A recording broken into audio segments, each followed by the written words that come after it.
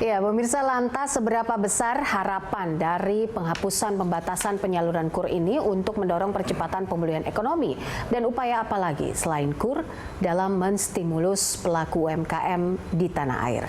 Langsung saja kita akan membahasnya bersama Sekretaris Kementerian Koperasi dan UKM Ruli Indrawan beserta Ketua Bidang Ekonomi Himpunan Pengusaha Muda Indonesia HIPMI, ada Pak Ajib Hamdani, dan juga Direktur Eksekutif Next Policy ada Mas Fitra Faisal yang sudah tersambung bersama kami melalui telekonferensi. Saya langsung sapa saja Pak Ruli, terima kasih sudah hadir. Sama-sama. Assalamualaikum warahmatullahi wabarakatuh. Waalaikumsalam. Selamat sore Pak Ruli dan juga Mas Ajib dan Mas Fitra. Terima kasih juga sudah bergabung bersama kami pada sore hari ini. Mungkin ini adalah Mbak Bobi, sore. Ya. Baik, kabar baik begitu ya, pelonggaran KUR untuk satu tujuan, memulihkan ekonomi. Mungkin saya akan ke Pak Ruli dulu. Soal program ini, pemerintah saat ini memutuskan KUR dapat dinikmati oleh seluruh sektor ekonomi. Seperti apa targetnya, seperti apa rencananya? Baik, terima kasih. Saya kira ini hanya salah satu saja dari apa yang dikerjakan oleh pemerintah di dalam upaya melakukan pemulihan ekonomi sebagai dampak dari merebaknya wabah pandemi, kita tahu itu. Dan banyak program dalam skema-skema yang sudah mulai bergulir dan direspon ya cukup positif oleh masyarakat. Nah, diantaranya kita juga merasa perlu ada semacam pelonggaran-pelonggaran ya, terutama di dalam KUR ya. Satu, kita melihat ada satu fenomena untuk kasus KUR ini. Jadi di bulan Maret serapan KUR masih cukup normal 18,9 triliun, tapi di Mei itu turun sampai pada tingkatan yang rendah sekali 4,75 triliun. Artinya memang ada semacam penurunan animo masyarakat untuk mengakses KUR itu. Nah, suka tidak suka untuk menggerakkan ekonomi kan membutuhkan pembiayaan. Nah, kita mengandalkan investasi dari luar juga bukan pekerjaan yang mudah dalam kondisi ini. Maka diupayakan adanya upaya melonggarkan banyak kebijakan, diantaranya KUR, di mana asalnya sektor perdagangan itu hanya dibatasi 40%, saat ini sudah dimungkinkan lebih besar daripada itu. Agar apa? Kegiatan ekonomi masyarakat, baik yang sifatnya produktif maupun juga perdagangan itu bisa terus berjalan sebagaimana yang kita harapkan, dan diharapkan memang kuartal depan ini ada perbaikan, dan memang dampak dari itu memang sangat terasa ya, di masyarakat. Dan nanti beberapa skema yang lain nanti kita diskusikan lebih lanjut, karena bukan hanya itu. Gitu. Bukan hanya itu. Baik, Pak Ruli, tentu saja ketika ada relaksasi, ketika ada skema relaksasi, ada target-target yang akan dilakukan oleh Kementerian Koperasi dan UKM. Karena ini adalah sektor grassroots.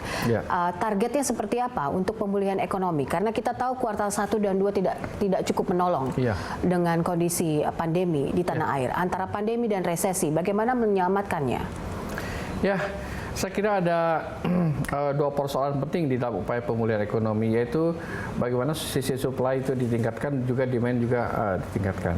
Ada satu persoalan memang terhambatnya kegiatan produksi karena beberapa hal.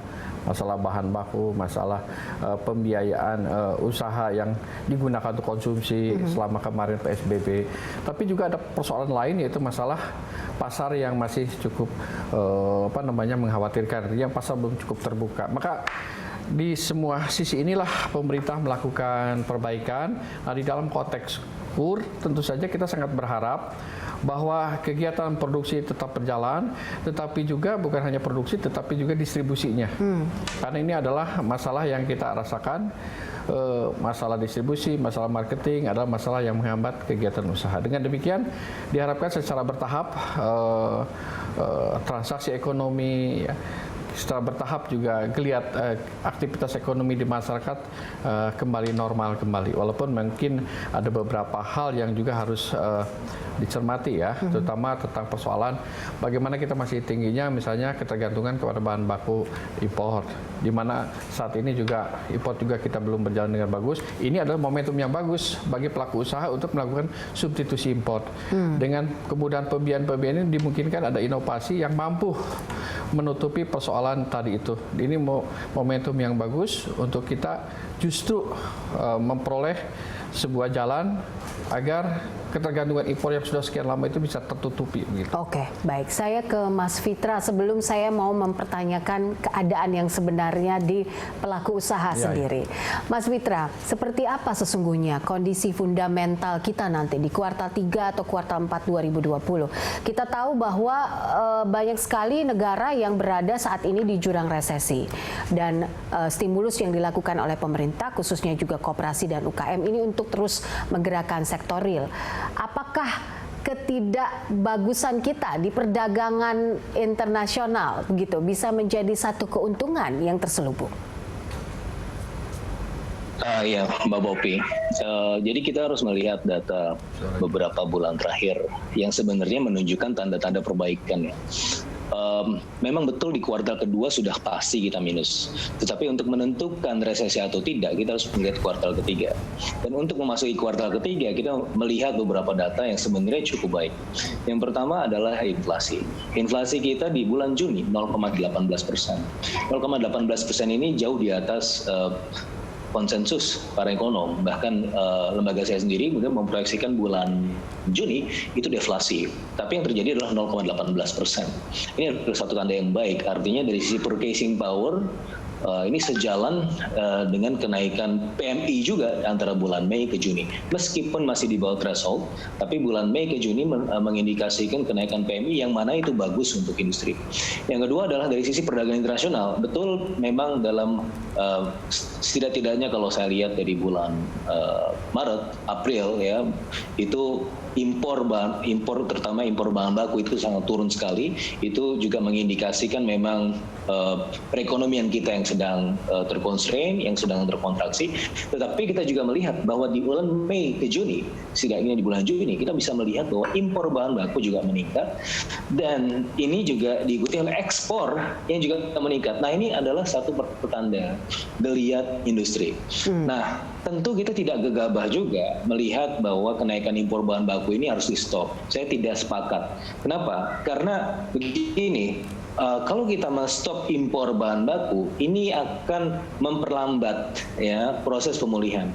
Industri ini justru butuh bahan baku. Bahan baku untuk apa? Untuk kemudian mereka merestart, menjumpstart kapasitas produksinya. Justru yang harus dilakukan adalah relaksasi impor bahan baku. Dalam kondisi seperti ini bukan restraining, tetapi enhancing dan juga pushing the key sectors. Nah, itu yang harus dilakukan. Nah, terkait dengan UMKM, saya rasa permasalahannya ini saya meneliti tentang UMKM KUR kredit program dulu namanya, dari tahun beberapa periode kepresidenan, dan saya melihat dan teman-teman melihat ya, tim dari Universitas Indonesia waktu itu saya masih bersama teman-teman di UI, itu kita melihat bahwa yang menjadi masalah untuk KUR, kredit rakyat dan seterusnya adalah bukan di sisi bunganya. Nah, sekarang kan ada penurunan bunga beberapa kali. Itu bukan yang jadi masalah. Sebenarnya UMKM itu nggak masalah dengan bunga yang tinggi. Mereka banyak justru yang bisa membayar jauh di atas market rate, ya, dan mereka kemungkinan untuk mengemplaknya kecil sekali. Nah, tetapi yang mereka butuhkan adalah keakses. Nah, ini yang paling penting. Jadi akses buat mereka itu harus ditingkatkan. Terus yang kedua, saya sepakat bahwa memang perlu ada perluasan ya dari sisi KUR, bukan hanya yang produksi tapi non produksi, karena memang yang produksi ini terkendala ya, meskipun mereka multiplier effect-nya paling besar dibanding yang sektor perdagangan, tetapi sekarang yang sedang cepat ongoing itu adalah di sektor perdagangan ya, makanya memang harus perlu distimulasi. Tetapi secara fundamental di jangka panjang memang sepertinya perlu dibalikkan lagi ya. Nanti kalau sudah normal perlu dibalikkan lagi. Kenapa? Karena sektor produksi kita memang begitu-begitu saja gitu, tidak kemudian meningkat secara cukup signifikan. Nah, ini yang perlu di-push. Nah, kalau misalnya kita bicara mengenai recovery yang sifatnya V-shape atau bahkan Z-shape, maka kita harus mempercepat sektor produksi ini. Dan bagaimana cara untuk mempercepat sektor produksi? Ini dikawinkan dengan sektor sektor terkait yang mana sekarang ini memiliki performa paling baik. Salah satunya adalah di sektor ICT. Gitu, Mbak Popi. Baik, oke. Saya ke Pak Ajib. Pak Ajib, bagaimana sesungguhnya kondisi yang ada di pelaku usaha sendiri dari sisi grassroots ini? Apa yang terjadi sebenarnya terkait dengan KUR? Dari pelonggaran KUR ini, apakah ini cukup membantu? Suara dari Dr. Faisal saya kurang bisa menerima dengan bagus, padahal saya sangat tertarik mendengar paparan dan arahan bagaimana kondisi yang ditangkap oleh Dr. Fitra dan kondisi lapangan. Tapi Popi, tadi saya dapat menangkap dengan bagus suara dan pandangan dari Pak Rudi. Ada beberapa poin yang perlu kami sampaikan di sini. Yang pertama tentunya HIPMI sangat mengapresiasi bagaimana komitmen pemerintah untuk memberikan relaksasi maupun regulasi-regulasi yang memberikan insentif pada sektor UKM. Karena kalau kita lihat Popi, bahwa sektor UKM itu di tahun 2019 kemarin dengan PDB kita yang 1,1 triliun US dollar, itu UKM memberikan kontribusi sebesar 60,83%. Artinya, bagaimana ketika pemerintah punya komitmen untuk mendorong UKM, maka daya ungkit ekonominya akan luar biasa memberikan pertumbuhan yang sangat positif. Ini yang perlu kita lihat. Dan poin yang kedua, yang perlu kita optimalkan adalah bagaimana kita mempunyai domestic demand yang sebenarnya sangat kuat. Tadi sebenarnya saya ingin mendengarkan ini dari Dr. Fitra bahwa tentang bagaimana kita mempunyai 268 juta orang yang artinya kita mempunyai domestic demand yang luar biasa. Kondisi pandemi COVID-19 ini adalah sebuah kondisi tantangan yang luar biasa tentunya buat dunia perekonomian kita. Tetapi sebenarnya ketika pemerintah bisa mendesain regulasi yang bisa mendorong daya ungkit, seperti tadi yang Pak Ruli sampaikan, sektor demand dan sektor supply kita kena. Ketika kita bisa memberikan daya topang di dua sektor ini, ditambah dengan fundamental ekonomi yang secara domestic demand kita kuat, maka sebenarnya kita punya kesempatan untuk bisa rebound ekonomi dengan cepat. Makanya HIPMI tidak heran ketika pada bulan Juni kemarin Morgan Stanley mengeluarkan rilis bahwa Indonesia adalah negara nomor 2 yang tercepat untuk kita bisa bangkit secara ekonomi setelah China. Dan ini adalah sebuah hal positif yang perlu kita elaborasi dengan baik di lapangan. Sehingga bagaimana sektor UKM di lapangan perlu diberikan daya dorong dan relaksasi oleh pemerintah, termasuk oleh sektor KUR. Nah, sekarang berbicara sektor KUR. Bagaimana kondisi yang di lapangan terjadi, Popi? Begini, di lapangan dalam konteks UKM, kalau kita mengacu pada Undang-Undang Nomor 20 Tahun 2008 tentang UKM, maka UKM itu adalah yang modalnya sampai dengan 10 miliar dan omsetnya sampai dengan 50 miliar per tahun. Kita kembali konsisten ke sana. Nah, problem di UKM itu biasanya ada di dua hal. Satu, berbicara masalah literasi keuangan. Teman-teman UKM, literasi keuangan cenderung masih rendah. Ini yang perlu dielaborasi oleh pemerintah dengan baik untuk kemudian pemerintah harus hadir memberikan intervensi aturan-aturan untuk menjembatani ini. Yang kedua adalah ketika literasi keuangan masih rendah, mereka cenderung masuk ke informal sektor. Nah, kondisi seperti ini yang kemudian cenderung tidak ideal untuk ketika pemerintah mendesain aturan-aturan yang aturan itu kemudian lewat perbankan. Karena bagaimanapun pemerintah membuat regulasi, aturan realisasi likuiditas lewat perbankan. Satu sisi, perbankan adalah sebuah industri keuangan yang high regulated. Dengan high regulated itu makanya tentunya mereka harus prudent, mereka harus mendeliver uang kepada sektor-sektor yang punya payment capacity bagus. Nah, bagaimana terjadi di lapangan? Inilah yang menjadi problem. Misalnya begini, Popi. Ketika ada UKM yang kemudian mereka menjadi binaan pengusaha-pengusaha besar misalnya, mereka tidak kesulitan ketika pengusaha-pengusaha besar, karena ini yang diidentifikasi oleh HIPMI, ketika pengusaha besar sudah mempunyai ekosistem dari hulu sampai hilir, mereka nurunin KUR dengan gampang aja, 100 miliar, 500 miliar, 1 triliun, karena ekosistem bisnis mereka sudah punya. Tapi kemudian bagaimana ketika semua saprodia ngambil dari mereka, penjualannya ke mereka lagi. Jadi dalam tanda petik UKM-UKM ini jadi semacam karyawan aja gitu. Nah, inilah yang perlu didorong oleh pemerintah. Sekarang bagaimana UKM-UKM yang tidak masuk ekosistem pengusaha-pengusaha besar. Nah, pemerintah harus hadir di sini. Misalnya apakah dengan koperasi, apakah dengan asosiasi-asosiasi pengusaha, termasuk HIPMI juga sangat siap memfasilitasi itu. Jadi Popi, regulasi dari pemerintah itu HIPMI sangat apresiasi karena itu memberikan sebuah hal konkret dan hal nyata bentuk konsistensi pemerintah untuk mendorong sektor UKM, tapi di sini menyisakan PR besar. Di lapangan tidak sederhana itu. Ketika UKM mau ke perbankan, mereka akan ditanya banyak hal. Dan ketika mereka tidak masuk ekosistem pengusaha besar, nah ini yang menjadi repot. Baik. Belum tentu bisa mencairkan bahkan 50 juta yang tanpa jaminan. Kira-kira demikian yang terjadi, Popi. Baik. Jadi ini sangat mengapresiasi, tapi satu sisi, PR besar ini pemerintah belum bisa menjawab. Bagaimana pemerintah itu bisa meningkatkan literasi keuangan teman-teman yang ada di UKM. Begitu, Oke, baik. Itu catatannya. Dari HIPMI sendiri ada persoalan literasi keuangan yang rendah.